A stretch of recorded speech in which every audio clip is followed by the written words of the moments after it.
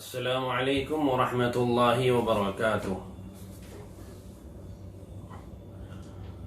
اعوذ باللہ من الشیطان الرجیم، بسم اللہ الرحمن الرحیم۔ وَلَئِن سَأَلْتَهُم مَّنْ خَلَقَ السَّمَاوَاتِ وَالْأَرْضَ لَيَقُولُنَّ اللَّهُ قُلِ الْحَمْدُ لِلَّهِ بَلْ أَكْثَرُهُمْ لَا يَعْلَمُونَ۔ لِلَّهِ مَا فِي السَّمَاوَاتِ وَالْأَرْضِ إِنَّ اللَّهَ هُوَ الْغَنِيُّ الْحَمِيدُ۔ وَلَوْ أَنَّ مَا فِي الْأَرْضِ مِن شَجَرَةٍ أَقْلَامٌ وَالْبَحْرُ يَمُدُّهُ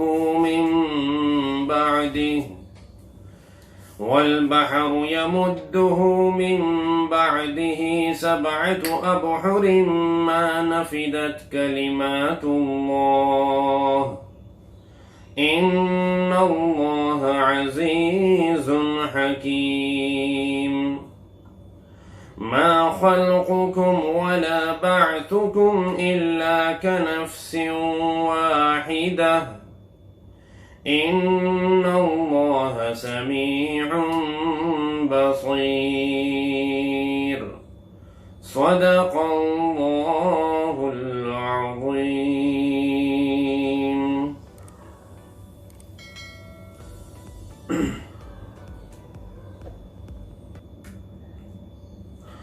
یہ سورہ لقمان کی آیت نمبر 25، 26، 27 اور 28 تلاوت کی گئی ہے۔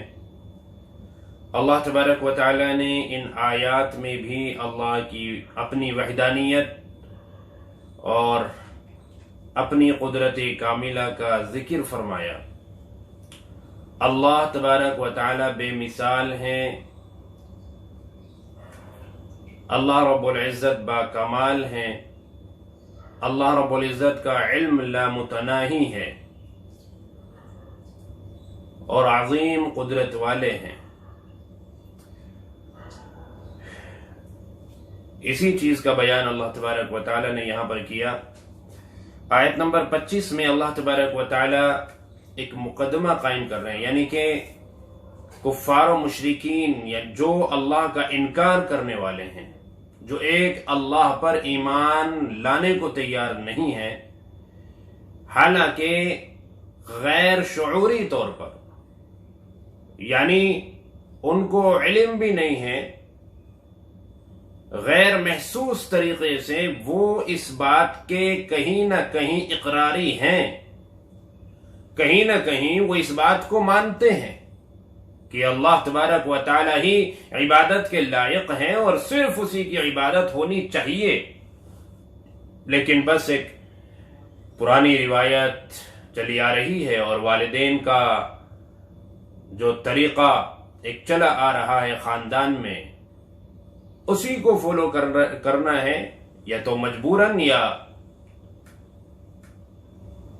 یا اپنی مرضی سے، جس طرح سے بھی ہے، وہ اپنے والدین اور اپنے خاندان کے رسم و رواج کو نبھا رہے ہیں، اس سے زیادہ کچھ نہیں۔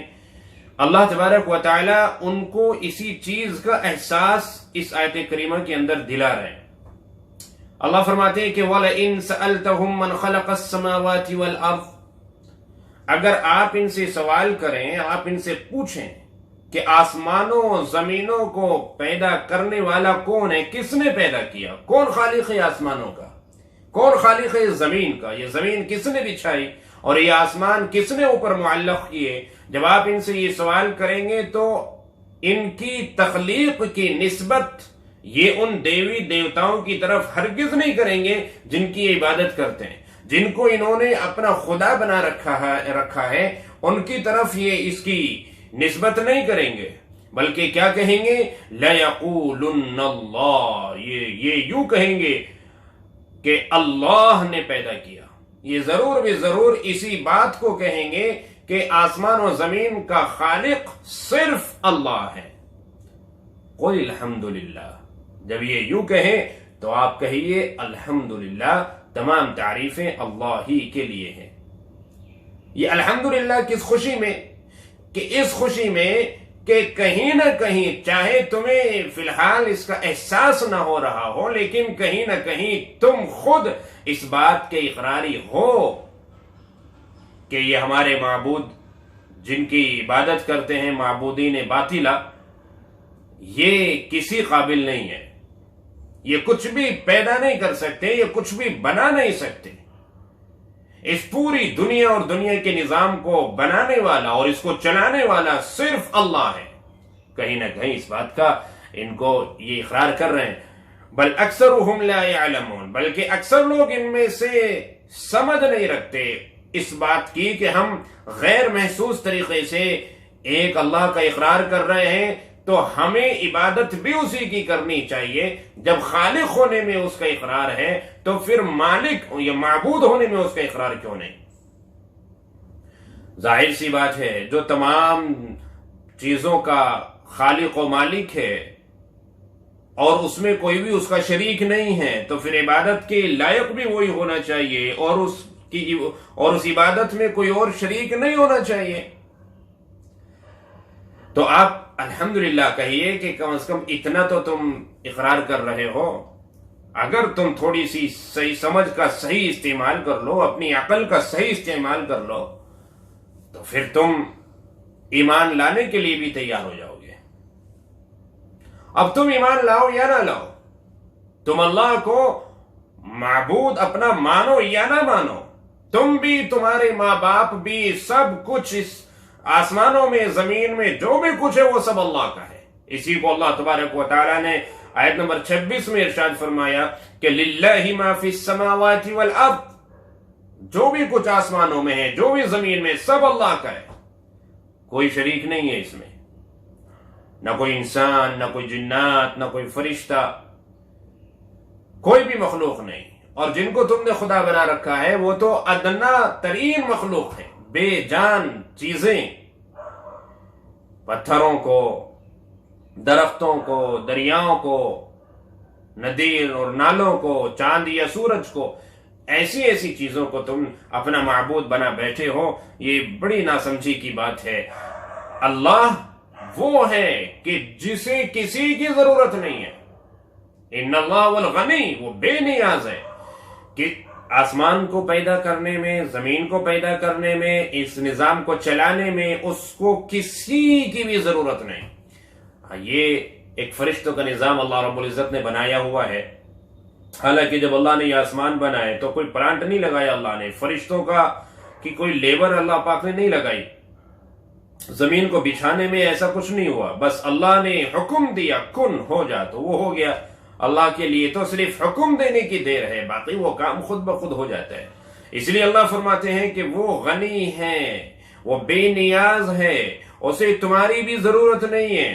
تم اسے معبود مانو یا نہ مانو، اسے ضرورت نہیں ہے تمہاری۔ اگر تم مان لو گے تو اس میں فائدہ تمہارا ہے، اور اگر تم نہیں مانو گے تو بھئی نقصان بھی تمہارا ہے۔ وہ تو بے پرواہ، بے نیاز ہے، اس کو نہیں ہے ضرورت۔ پوری دنیا مل کر اس کا انکار کرنے لگے تب اس کی شان میں کوئی کمی نہیں آنے والی ہے۔ وہ تو تمام خوبیوں والا ہے، حمید ہے، ہر طرح کی تعریف کے لائق ہے، وہ ہر طرح کی خوبی کے قابل ہے وہ ذات، اس کے اندر کوئی نقص نہیں، کوئی کمی نہیں۔ بس وہ تو اس لیے تمہیں سمجھا رہا ہے تاکہ تمہاری آخرت بن جائے، تاکہ تم کامیاب ہو جاؤ۔ اگر تم مانو گے تمہارا فائدہ ہے، نہیں مانو گے تو اس رب کا تو کوئی نقصان نہیں ہے۔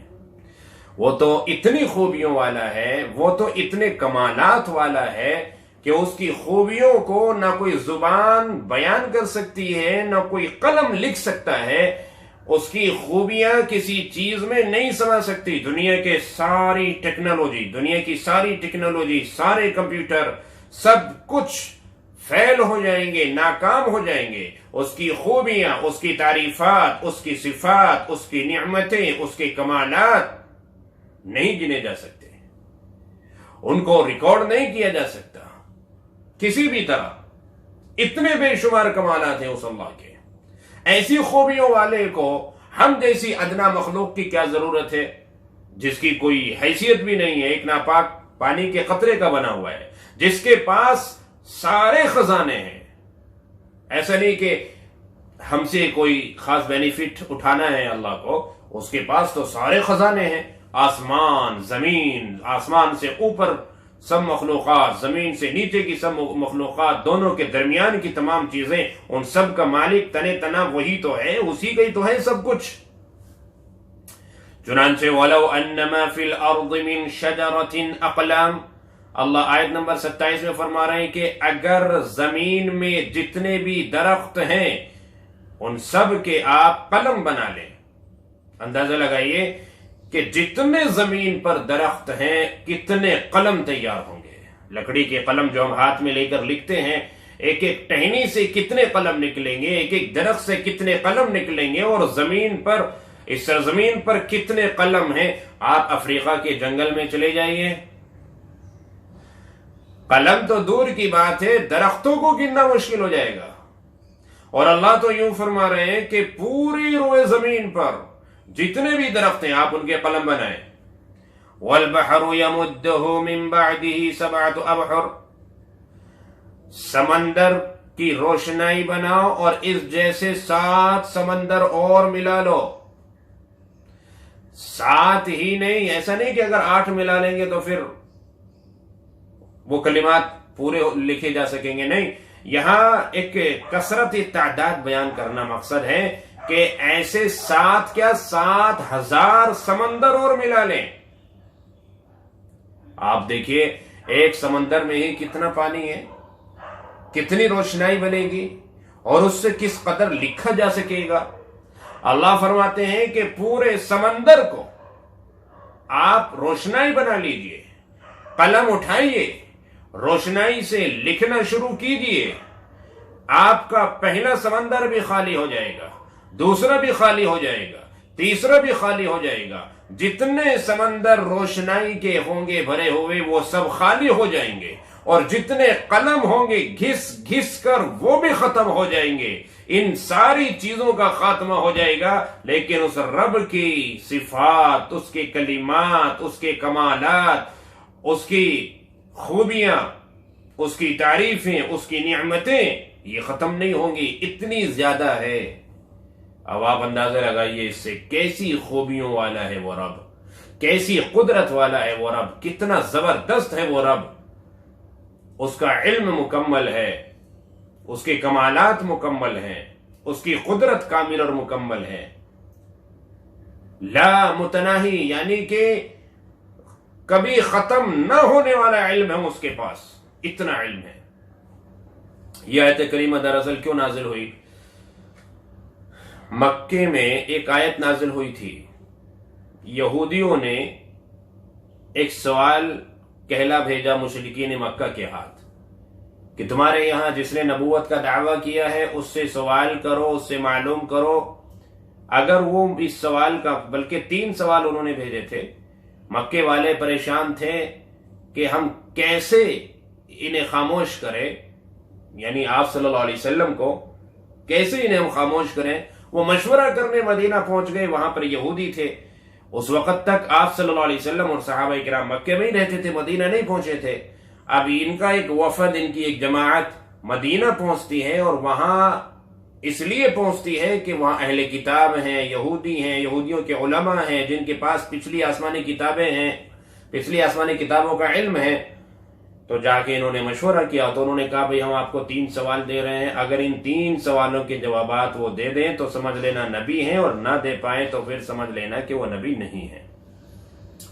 وہ 3 سوالات کیا تھے؟ ایک سوال تو یہ تھا کہ اصحاب کہف کون ہیں، ان کی کیا تفصیلات ہیں، اس کے بارے میں بتائیں. دوسرا سوال اس بادشاہ کے حالات بتائیں جس نے پوری دنیا کا سفر کیا تھا، اس کا نام کیا ہے، اس کے حالات کیا ہیں، یعنی ذوالقرنین بادشاہ کے بارے میں انہوں نے پوچھا. تیسرا سوال پوچھا تھا روح کیا چیز ہے.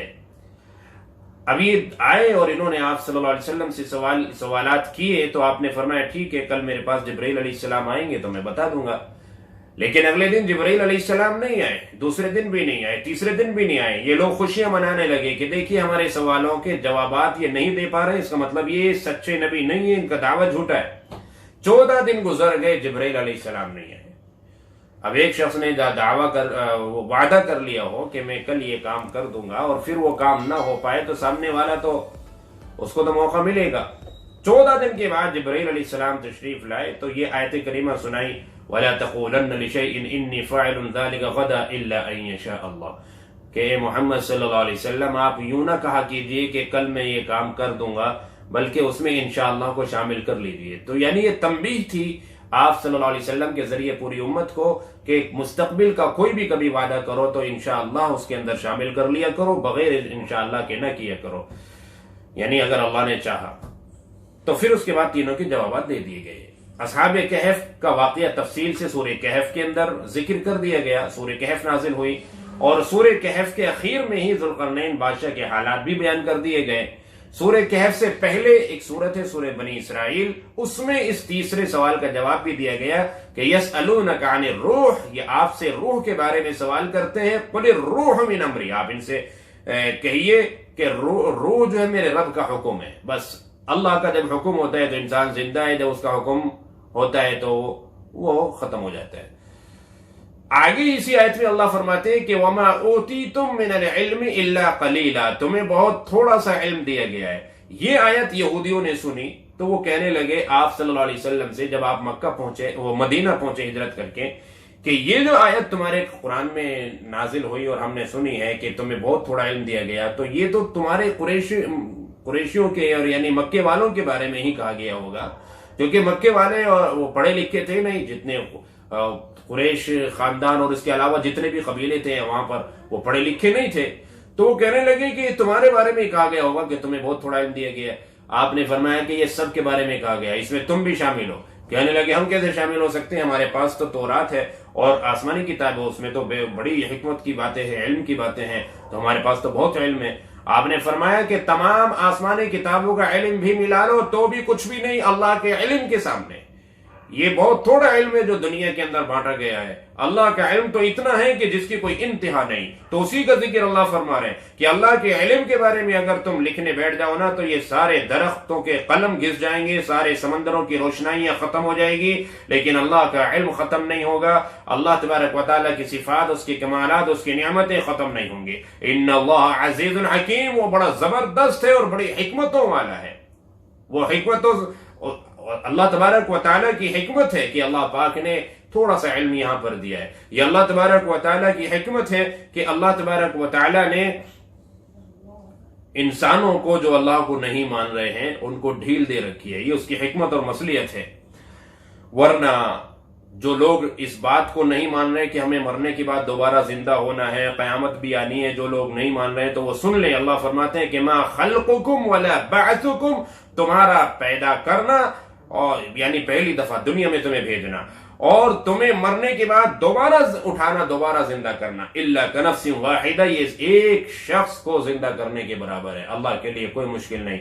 जैसे एक शख्स का बनाना, पैदा करना अल्लाह तबारक व तआला के लिए आसान है, ऐसे ही पूरी दुनिया के तमाम इंसान आदम अलैहिस्सलाम से लेकर क़यामत तक जितने आएंगे उन सब की तख्लीक और उन सब को दोबारा कब्रों से उठाना कल क़यामत के दिन, ये इसी तरह अल्लाह तबारक व तआला के लिए आसान है। वो तो सिर्फ कहेगा कि जिंदा हो जाओ, सब हो जाएंगे, खुद सब के सब हाजिर हो जाएंगे, कोई भी इनकार नहीं कर पाएगा अल्लाह के इस हुक्म का। तो लिहाजा एक शख्स पूरी दुनिया के इंसानों को कब्रों से दोबारा उठाना गोया के एक ही शख्स को उठाना है। इन्नल्लाह समीउन बसीर, बिलाशुबह अल्लाह पाक सब कुछ सुनने वाला और देखने वाला है। तुम अल्लाह के बारे में क्या कह रहे हो वो उसको भी सुनता है और तुम क्या अमल कर रहे हो वो उसे भी देख रहा है। तुम्हारी जुबान से एक एक निकलने वाला लफ्ज उस तक पहुंच रहा है, तुम्हारे हाथ पैरों से सादिर होने वाला एक एक अमल उसके सामने है। लिहाजा अच्छे अमल करेंगे तो क़यामत के दिन अच्छा फैसला होगा, अच्छे अमल नहीं करेंगे तो फिर भाई वहां उसी की तरह भुगतना होगा जैसे अमाल होंगे। अल्लाह तबारक व तआला हम सबको अपना अक़ीदा भी दुरुस्त करने की तौफीक अता फरमाए और अमाल भी अच्छे करने की तौफीक अता फरमाए। अस्सलामु अलैकुम।